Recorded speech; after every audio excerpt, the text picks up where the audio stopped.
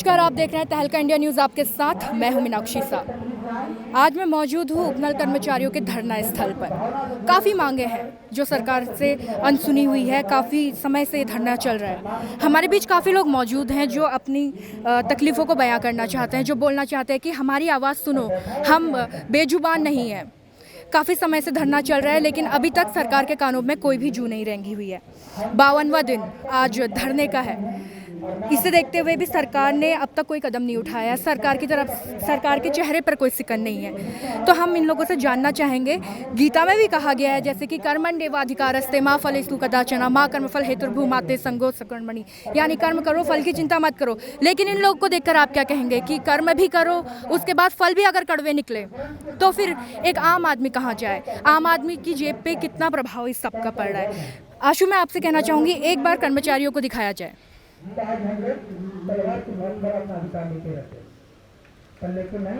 ये वही कर्मचारी हैं जो अपनी मांग के लिए दिन भर तपती धूप में बैठे हुए हैं। ये वही कर्मचारी है जो सरकार तक ये आवाज़ पहुंचाना चाह रहे हैं कि हम बेजुबान नहीं है, हमारे पास आवाज़ है। हमारे पीछे कई लोग मौजूद हैं जिनसे अब हम बातचीत करने जा रहे हैं। आखिर वो किस तरीके से अपने धरने को बढ़ाएंगे? अगर सरकार नहीं सुनेंगी तो किस तरीके से अपनी आवाज़ सरकार तक पहुँचाएंगे? जी प्रणाम, मेरा नाम कुशाग्र जोशी है। लगातार 52वां दिन आज उपनल कर्मचारी महासंघ को इस धरने में हो गया है और जिस प्रकार से प्रशासन सरकार पर भारी है ये भी यहाँ की जनता को दिखाई दे रहा है, लोगों को दिखाई दे रहा है। और मैं उम्मीद करता हूँ कि मुझे लगता है यही प्रशासन सरकार को हराने में एक अहम भूमिका निभाएगा और बहुत जल्दी वो सरकार को दिखाई देगी। अच्छा, जैसे कि आमतौर पर देखा जाता है जब इस तरीके के धरने होते हैं तो सरकार कोशिश करती है कि धरने किसी तरीके से ख़त्म हो जाए। इस समय तो एक मौका भी मिला हुआ है कोरोना का। यही अभी जो आप बात कर रही हैं, अभी थोड़ी देर पहले ही मुझे सुशीला तिवारी मेडिकल कॉलेज से फ़ोन आया था। वहाँ जो प्राचार्य है उन्होंने उनके सापेक्ष में दूसरे कर्मचारियों को बुलाने का एक आदेश अभी किया है थोड़ी देर पहले। तो ये जो तानाशाही सरकार कर रही है, मुझे लगता है 6 महीने बाद या 17 तारीख को इनका जवाब इन्हें सल्ट विधानसभा में ज़रूर मिलेगा। जैसे कि लोग कह रहे हैं कि सल्ट विधानसभा में जवाब है वो ज़रूर मिलने वाला है। मैं आगे भी लोगों से जानना चाहूँगी क्योंकि काफ़ी लोग यहाँ पर भूख हड़ताल पे भी बैठे हुए हैं लेकिन सरकार को इनका कोई सुध नहीं है। सुध लेने वाली सरकार अब रही नहीं और लोकतंत्र तो माना ही नहीं जा रहा है। जैसे कि कल एक हमारा कार्यवृत्त जारी हुआ था, उस कार्यवृत्त में कई चीज़ें कही गई है, मगर सबसे बड़ी बात यह है कि उसमें एक लाइन लिखी है कि हमारे जितने भी आउटसोर्सिंग के लोग हैं इन्हें नियमितीकरण नहीं किया जा सकता और मामला सुप्रीम कोर्ट से नहीं लिया जा सकता।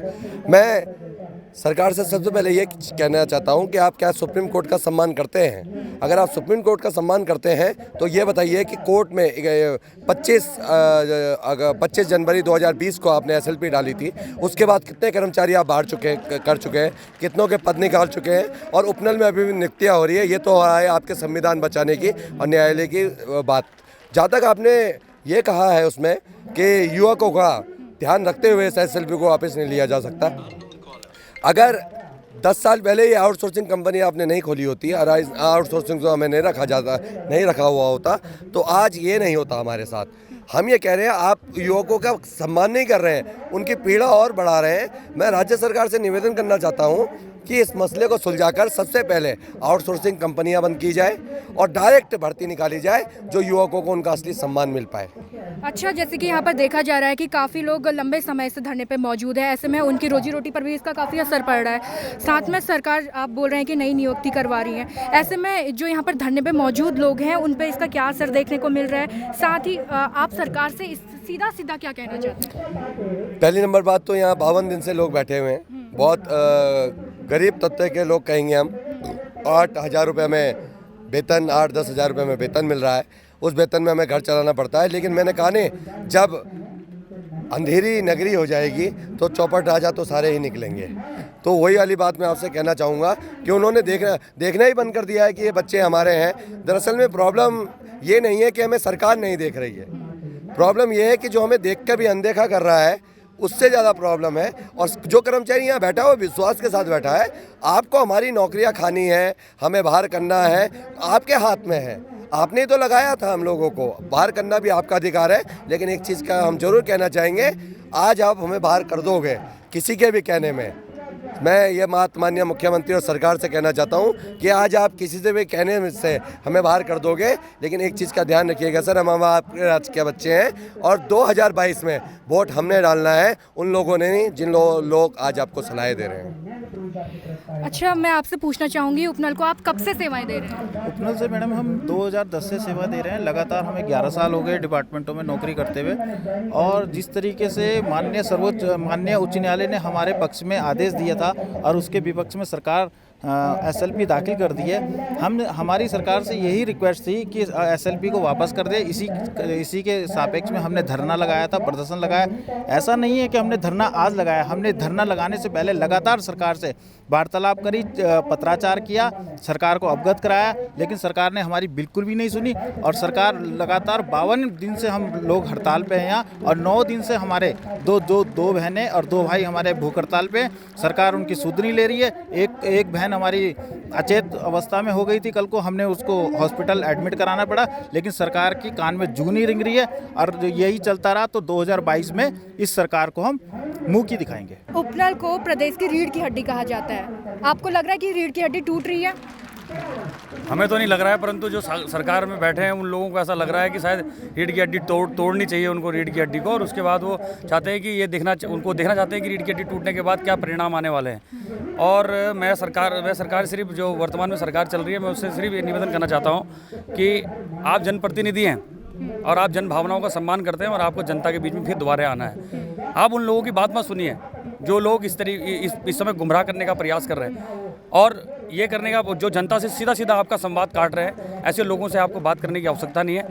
हम लोगों ने सरकार के सामने सारे पहलुओं पर पत्र रखे हैं, उनके सामने सारे पहलुओं पर विचार करने के लिए कहा है सरकार को, और हम उस विचार को करने के लिए हमारे पास पूरा रोड मैप है। हम बात कर रहे हैं सरकार से उस विषय में, परंतु ऐसा समझ में नहीं आ रहा है कि हम जो बात कर रहे हैं उसके बाद सरकार, कौन आदमी ऐसा है प्रदेश के अंदर जो सरकार चला रहा है, सरकार मतलब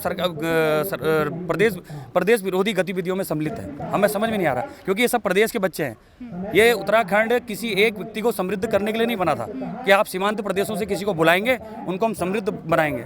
ये प्रदेश जो है, समस्त जो है उत्तराखंड की प्रदेश की जो जनता है, भोली वाली जनता है, इसको समृद्ध करने के लिए बना था। सीमांत प्रदेशों से कोई व्यक्ति आएगा और वो उत्तराखंड को समझेगा, ये नहीं हो सकता। तो मैं इसलिए मैं कहूँगा कि जो जनप्रतिनिधि हैं, जो जन भावनाओं का सम्मान करते हैं, जो सरकारों में बैठे हैं, उन लोगों को इस बात को जानने का बहुत ज़्यादा ज़रूरत है इस समय पर कि कौन व्यक्ति हमारे लिए क्या कर रहा है, कौन व्यक्ति कर रहा है। ये इस तरीके से जो ये बातें हो रही हैं, क्योंकि हम जो बात कह के आते हैं वहाँ, हमारी जो अभी समिति में जो बात हुई, वो बात हम जो कह करके आते हैं, और वो जो बात दूसरे जब वो उस बात को प्रस्तुत कर रहे हैं, तो वो ऐसा कर रहे हैं उसको पलट करके बिल्कुल उसके विपरीत बात कर रहे हैं, सरकार तक पहुँचा रहे हैं। तो ये प्रयास नहीं होना चाहिए, और ये नौजवानों को जो कुचलने का प्रयास जो इस समय पर हो रहा है, ये बहुत भरसक हम इसका विरोध करते हैं। आप देखेंगे कि 8-9 दिन से जो है हमारे यहाँ भूख हड़ताल चल रही है।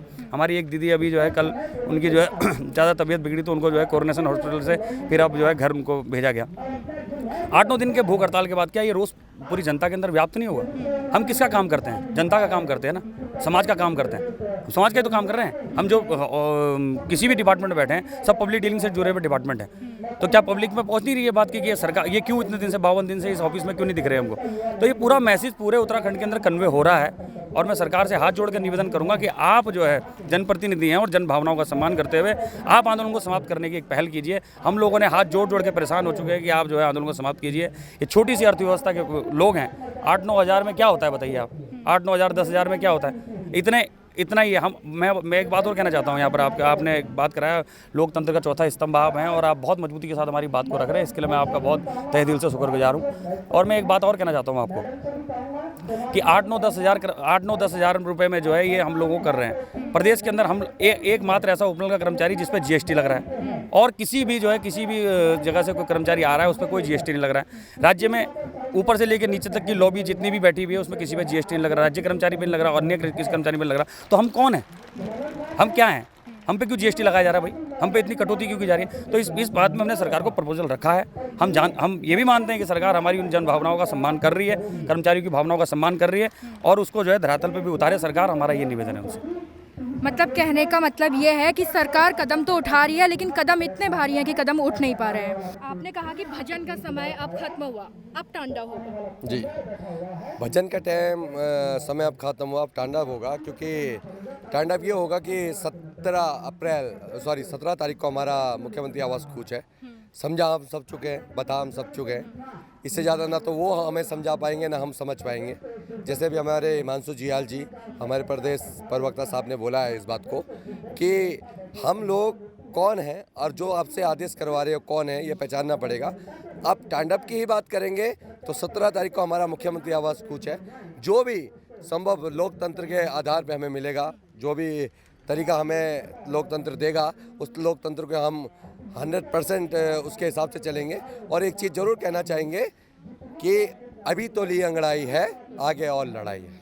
बिल्कुल, जैसे साफ शब्दों में कह दिया गया है कि अभी तो ली अंगड़ाई है, आगे और लड़ाई है। लेकिन यहाँ पर हम बात कर रहे हैं उत्तराखंड की, तो उत्तराखंड मातृशक्ति के लिए भी जाना जाता है। यहाँ पर कई बहनें हमारे साथ मौजूद हैं जो कि इस संगठन से जुड़ी हुई हैं। आपसे जानना चाहूँगी, नवरात्र शुरू हो रहा है, महिला सशक्तिकरण के लिए ये जो पर्व है ये माना जाता है। महिला सशक्त है, महिला को लेकिन रोजगार ही नहीं है। बेटी पढ़ाओ, बेटी बचाओ, बेटी पढ़ाओ, ये नारा दिया जाता है। बेटी बच भी गई है, बेटी पढ़ भी गई है, लेकिन उसके आगे का क्या? सबसे बड़ी बात ये है कि हमारी जो सरकार है वो महिलाओं का दर्द देख नहीं रही है। जितना वो लोग स्ट्रगल करती हैं शायद ही मुझे लगता है कि कोई करता होगा। उनका घर बार है, उनको अपने बच्चे भी देखने हैं और उन्हें यहाँ पर धरने में आके स्ट्रगल भी करना है, पर सरकार सुनने को रेडी नहीं है। अभी हमारी 2 महिलाएं हैं पदाधिकारी जो अभी भूख हड़ताल में बैठी हैं और वो इतने दिन से स्ट्रगल कर रही है हमारे लिए। पर मेरा सरकार से यही मेन वो है कि वो हमारी बात क्यों नहीं सुन रही है। हम उन्हीं के तो बच्चे हैं। अगर वो अपना सरकार, अपना स्टेट डेवलप तभी हो सकता है जब वो अपने यूथ के लिए कुछ सोचे। अगर वो उन्हीं को खुश नहीं कर सकते तो मुझे नहीं लगता इस स्टेट का कोई विकास होने वाला है। और नारी शक्ति ज़रूर उसमें भारी पड़ेगी, यही हमारा वो है साथ।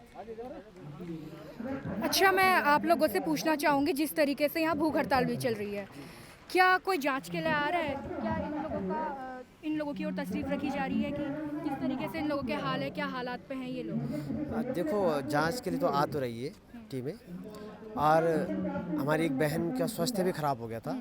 अब मुझे तो बड़ा दुख हो रहा है, उस चीज़ का बड़ा एक दर्द हो रहा है और आक्रोश भी आ रहा है मन में। सच बताऊं, आक्रोश इसलिए आ रहा है कि 52 दिन जब इस हड़ताल को हो गई है और इस शासन प्रशासन में कैसे लोग बैठे, और हमारे जो राजनेता हैं ये केवल एक पुतले के भांति बैठे हैं।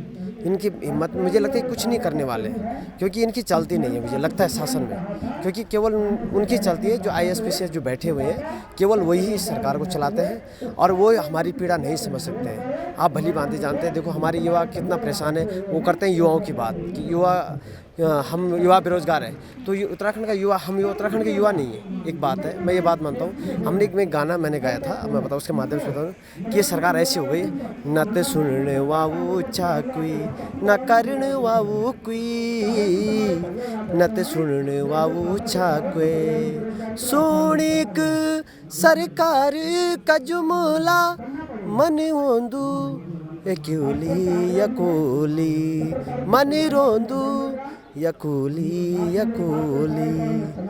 तो ये मतलब उनकी जब उनकी नीतियाँ देख के हमारा मन रोता है, कभी कभी उनके जुमले देख के मन रोता है कभी कि हम कहाँ आके फंस गए। हमें जिस देवभूमि, पवित्र पावन भूमि में हम रहते हैं, यहाँ के कण कण में भगवान का वास होता है और यहाँ की जो जनता है उनके ये हाल है, तो एक मन में एक बहुत बड़ी पीड़ा होती है।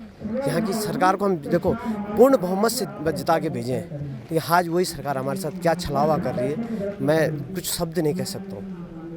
और अभी भी समय है, मैं सरकार से विनम्र निवेदन करूँगा, तमाम अपनी जनता से भी आग्रह करूँगा कि कम से कम अपने माध्यम से तो उनको जगाएं। धन्यवाद करता हूँ मीडिया का मैं, जो कम से कम यहाँ पे आके हमारी पीड़ा समझ रही है। ये सरकार तो सुन नहीं रही कि आप लोग तो हमारी पीड़ा को वहाँ तक पहुँचाएंगे।